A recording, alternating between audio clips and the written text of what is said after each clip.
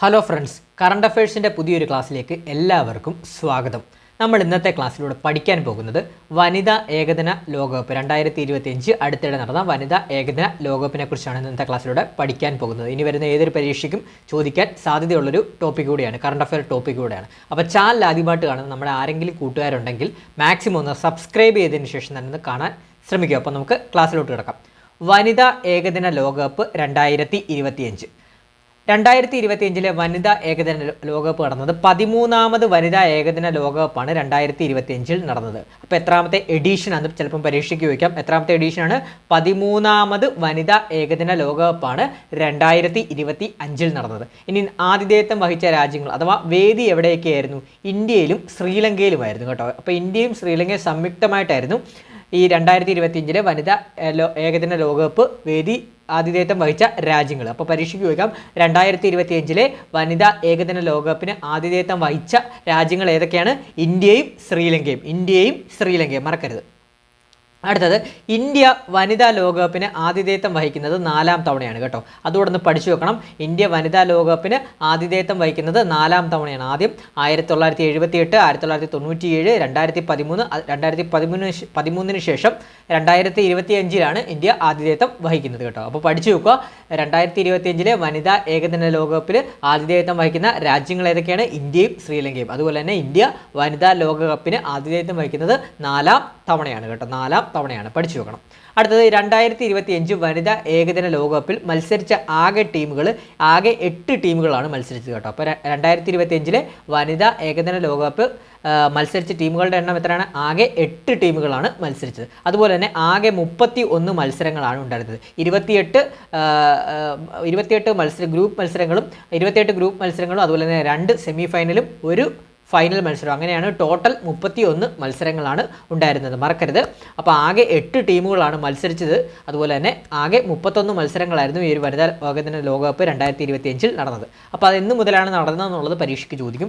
2025 September 30 മുതൽ, not ചെയ്തോണേ, 2025 September 30 മുതൽ November 2 വരെ കേട്ടോ, 2 വരെയാണ് ഈ ഒരു ടൂർണമെൻറ്റ് നടന്നത്. 2025 സെപ്റ്റംബർ 30 മുതൽ നവംബർ 2 വരെയാണ് വനിതാ ഏകദിന ലോകകപ്പ് 2025 നടന്നത്.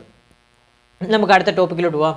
അടുത്തത്, 2025 വനിതാ ലോകകപ്പ് ജേതാക്കളാരാണ്? നമുക്കെല്ലാവർക്കും അറിയാം, നമ്മുടെ ഇന്ത്യയാണ് വിജയി കേട്ടോ, ജേതാക്കളായിട്ട് വന്നത്. 2025 വനിതാ ലോകകപ്പ് ക്രിക്കറ്റിൻ്റെ ലോകകപ്പ് ക്രിക്കറ്റിൻ്റെ വിജയി ആരാണ്?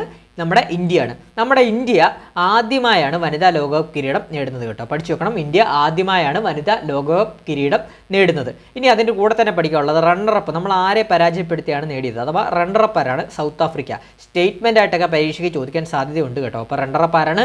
സൗത്ത് ആഫ്രിക്കയാണ്. അതുപോലെ തന്നെ നമ്മളെ ഈ ഇന്ത്യയും സൗത്ത് ആഫ്രിക്കയും തമ്മിലുള്ള മത്സരം നടന്ന ഫൈനൽ വേദി പരീക്ഷയ്ക്ക് ചോദിക്കാം. Doctor DY Patil stadium, navy Mumbai ആണ് കേട്ടോ. അപ്പോൾ നേവി മുംബൈയിലുള്ള ഡോക്ടർ DY പാട്ടീൽ സ്റ്റേഡിയത്തിലാണ് ഫൈനൽ മത്സരം നടന്നത് കേട്ടോ, ഫൈനൽ മത്സരം നടന്നത്. അപ്പോൾ ഞാൻ ഒന്നുകൂടെ പറയാം, 2025 വനിതാ ഏകദിന ലോകകപ്പ് ജേതാക്കളാരാണ്?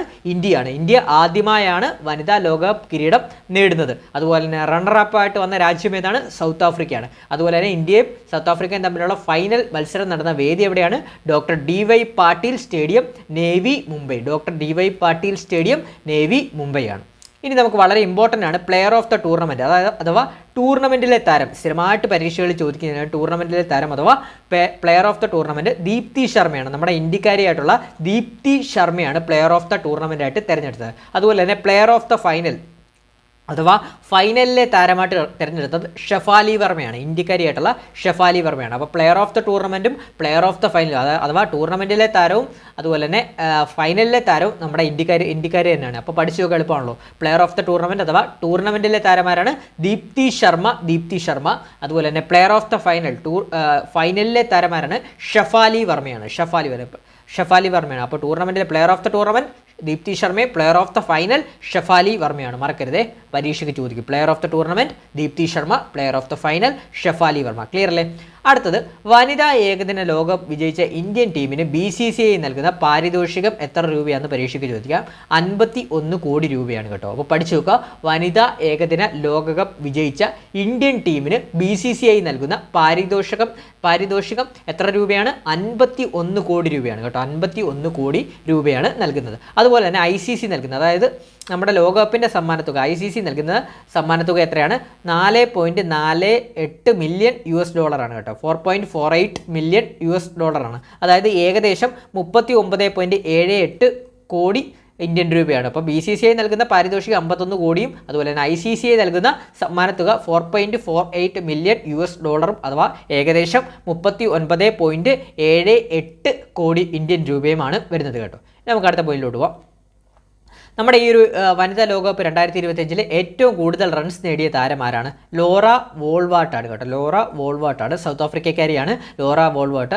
അവർ 571 റൺസ് നേടി കേട്ടോ. അപ്പോൾ അതുകൂടെ ഒന്ന് അറിഞ്ഞിരിക്കണം. പരീക്ഷയ്ക്ക് ചിലപ്പം ചോദിക്കാം, 2025 നടന്ന വനിതാ ഏകദിന ലോകകപ്പ് ടൂർണമെൻറ്റിൽ ഏറ്റവും കൂടുതൽ റൺസ് നേടിയ താരമാരാണ്?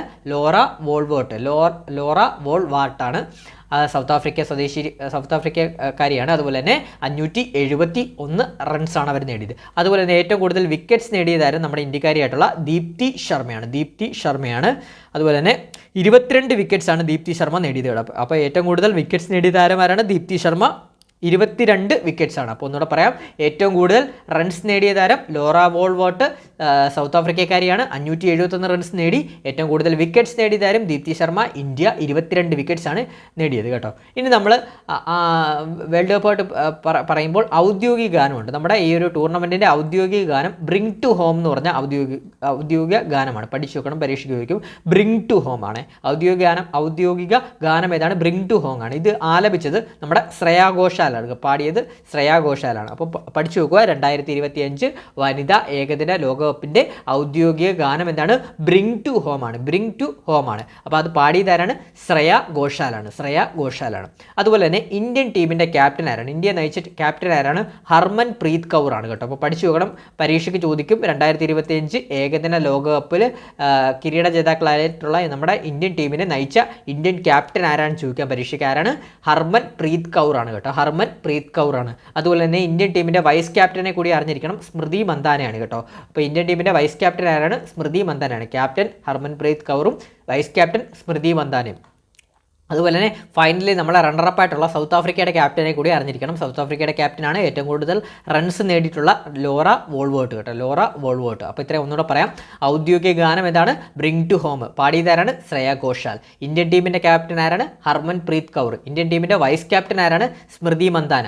സൗത്ത് ആഫ്രിക്കൻ ടീമിൻ്റെ ക്യാപ്റ്റൻ ആരാണ്? ലോറ വോൾവാർട്ടാണ്. അതുപോലെ തന്നെ അടുത്ത പോയിന്റ്, വനിതാ ലോകകപ്പിൻ്റെ ഒരു പതിപ്പിൽ ഇന്ത്യക്കായി കൂടുതൽ റൺസ് നേടുന്ന ബാറ്റർ ഏതാണ്? സ്മൃതി മന്ദാനയാണ്. 434 റൺസാണ് നേടിയത്. പരീക്ഷയ്ക്ക് ചോദിക്കാം, വനിതാ ലോകകപ്പിൻ്റെ ഒരു പതിപ്പിൽ ഇന്ത്യക്കായി കൂടുതൽ റൺസ് നേടുന്ന ബാറ്റർ ആരാണ്? സ്മൃതി മന്ദാനയാണ്. 434 റൺസാണ് സ്മൃതി മന്ദാന നേടിയത് കേട്ടോ. നമുക്ക് അടുത്ത പോയിന്റ്സിലോട്ട് പോകാം. ഏകദിന ക്രിക്കറ്റ് ലോകകപ്പ് ഫൈനലിൽ പുരുഷ സ്ത്രീ അഥവാ ഏകദിന ക്രിക്കറ്റ് ലോകകപ്പിൻ്റെ ചരിത്രത്തിൽ ഫൈനലിൽ പുരുഷ സ്ത്രീ ലോകകപ്പ് വേർതിരിവില്ലാതെ അർദ്ധ സെഞ്ചുറി കുറിക്കുന്ന ഏറ്റവും പ്രായം കുറഞ്ഞ താരമാരാണ്? ഷെഫാലി വർമ്മയാണ് കേട്ടോ. അപ്പോൾ ഇനി വരുന്ന ഒരു പരീക്ഷയ്ക്ക് ഒരു മാർക്ക് പ്രതീക്ഷിക്കാം. അപ്പോൾ എന്താണ്? ഏകദിന ക്രിക്കറ്റ് ലോകകപ്പ് ഫൈനലിൽ അർദ്ധ സെഞ്ചുറി കുറിക്കുന്ന ഏറ്റവും പ്രായം കുറഞ്ഞ താരമാരാണ്? ഷെഫാലി വർമ്മയാണ് കേട്ടോ. ഷെഫാലി വർമ്മ ഈ ഒരു ഫൈനൽ കളിക്കുമ്പോൾ ഉള്ള അവരുടെ പ്രായം എന്ന് പറയുന്നത് പഠിച്ചു വെക്കണം. പരീക്ഷയ്ക്ക് ചിലപ്പം ചോദിക്കാം. 21 വയസ്സും 278 ദിവസവുമാണ് പ്രായം. അപ്പോൾ എന്താണ് പോയിന്റ്? എന്താണ്? ഏകദിന ക്രിക്കറ്റ് ലോകകപ്പിൻ്റെ ഫൈനലിൽ അഥവാ പുരുഷ സ്ത്രീ വ്യത്യാസമില്ലാതെ ഏകദിന ക്രിക്കറ്റ് ലോകകപ്പിൻ്റെ ഫൈനലിൽ അർദ്ധ സെഞ്ചുറി കുറിക്കുന്ന ഏറ്റവും പ്രായം കുറഞ്ഞ ഇന്ത്യൻ താരം ആരാണ്? ഷെഫാലി വർമ്മയാണ്. 21 വയസ്സും 278 ദിവസവുമായിരുന്നു ഫൈനലിൽ കളിക്കുമ്പോഴുള്ള അവരുടെ പ്രായം കേട്ടോ. ഷെഫാലി വർമ്മ പഠിച്ചു വെക്കണം. അടുത്തത്, ഇന്ത്യൻ ടീമിൽ റിസർവ് കളിക്കാരുടെ ലിസ്റ്റിൽ ഉൾപ്പെട്ട മലയാളി താരമാരാണ്? മിന്നുമണിയാണ് കേട്ടോ. അപ്പോൾ പഠിച്ചു വെക്കണം, ഇന്ത്യൻ ടീമിൽ റിസർവ് കളിക്കാരുടെ ലിസ്റ്റിൽ ഉൾപ്പെട്ട മലയാളി താരമാരാണ്? മിന്നുമണിയാണ്. അടുത്തത്, ലോകകപ്പിലെ റൺ വേട്ടയിൽ 2ാം സ്ഥാനത്ത് എത്തിയത് ആരാണ്? സ്മൃതി മന്ദാനയാണ് കേട്ടോ. അപ്പോൾ അത് നമ്മൾ പഠിച്ചാണ്. ലോകകപ്പിലെ റൺവേട്ടയിൽ 2ാം സ്ഥാനത്ത് എത്തിയത് ആരാണ്? സ്മൃതി മന്ദാനയാണ്.